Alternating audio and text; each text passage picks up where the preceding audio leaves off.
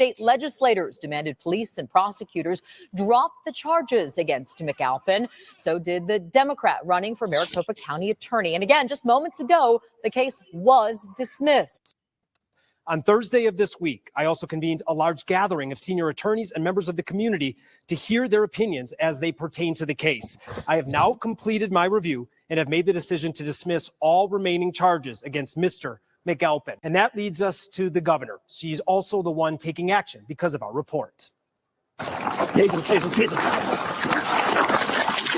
Phoenix police are investigating the way officers arrested Tyrone McAlpin, yelling commands and insulting him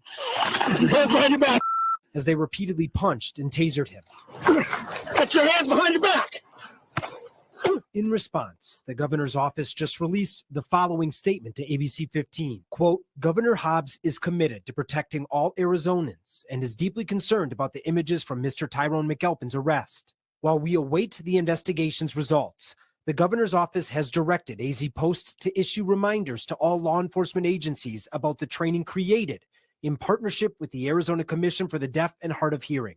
This crucial training is designed to ensure law enforcement can engage effectively with individuals with disabilities. She urges all public safety personnel to participate in this training, even if it's not mandatory, to prevent similar incidents.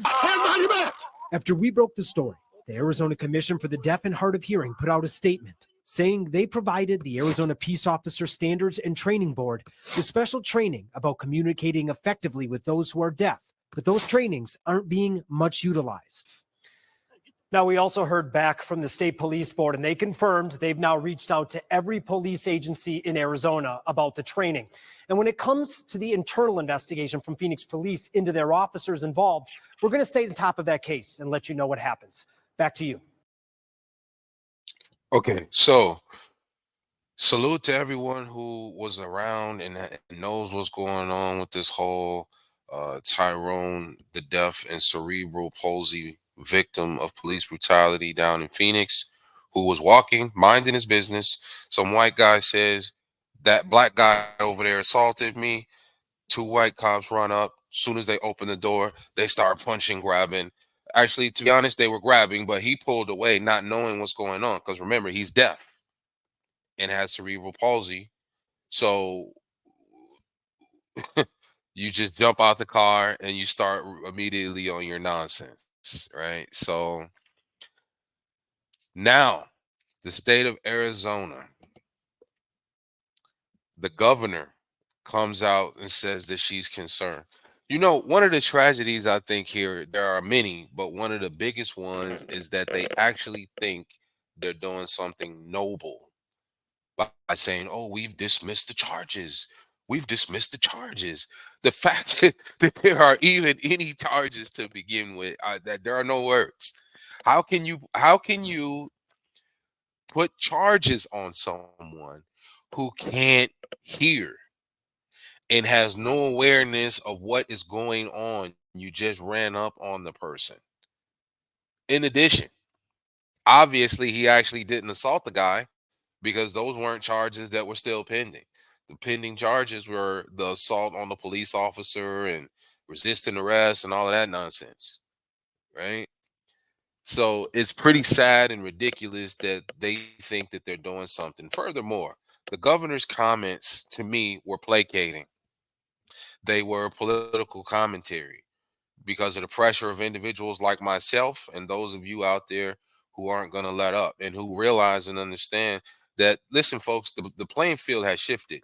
No, there's no longer a need to be so much marching in the streets and things like that to try to get change done. You can do that. That is an option.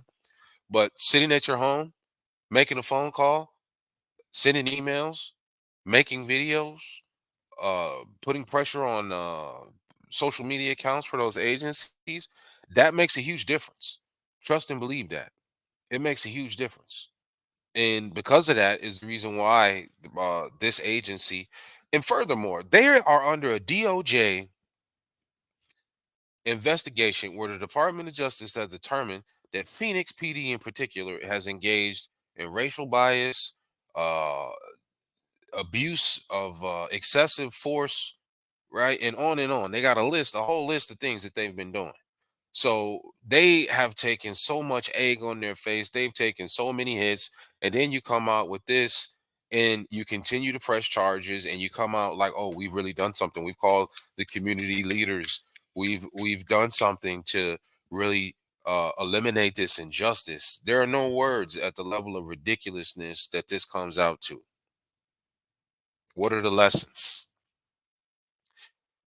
Don't trust government. Number one, that's a huge lesson. Number two, keep your head on a swivel. Always see what's going on around you. You never know if someone might falsely accuse you of a crime, and you got the good old boys like that, and those police officers like that are just going to run up on you, and not ask any questions and just get right to it.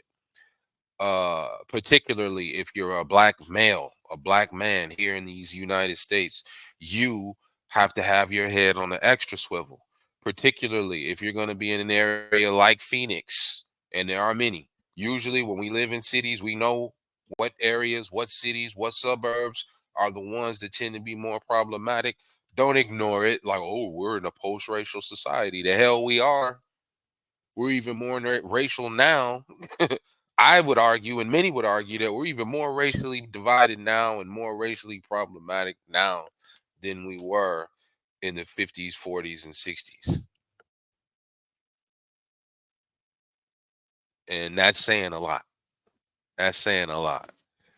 Now, granted, it's not all race, but the reality is that is a reality, especially when it comes to law enforcement.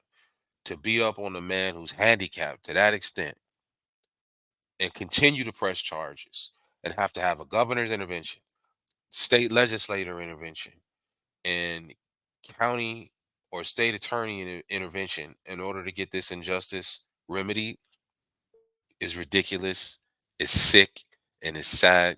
And that is not the American spirit. That is not what many of my forefathers, yours, have died for. When we run around talking about freedom, we love freedom, we love uh, the right to express ourselves the way we want. That is not what was intended, folks.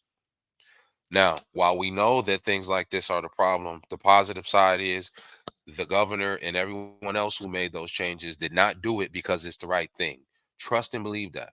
They did not do it because it's the right thing. They did it because people like those who are out there who are moving the agenda forward put pressure on these people and made them know and understand that we, the people, are a real entity. And we are here to let it be known on no uncertain terms that enough is enough. Where else are we going to go? For those of you who think all blacks should go back to Africa, I encourage you to go to Africa yourself if you've never been there. That's certainly not going to be your answer.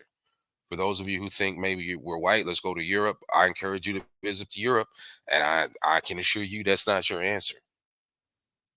It's time to draw the line, and that thin blue line is not our friend.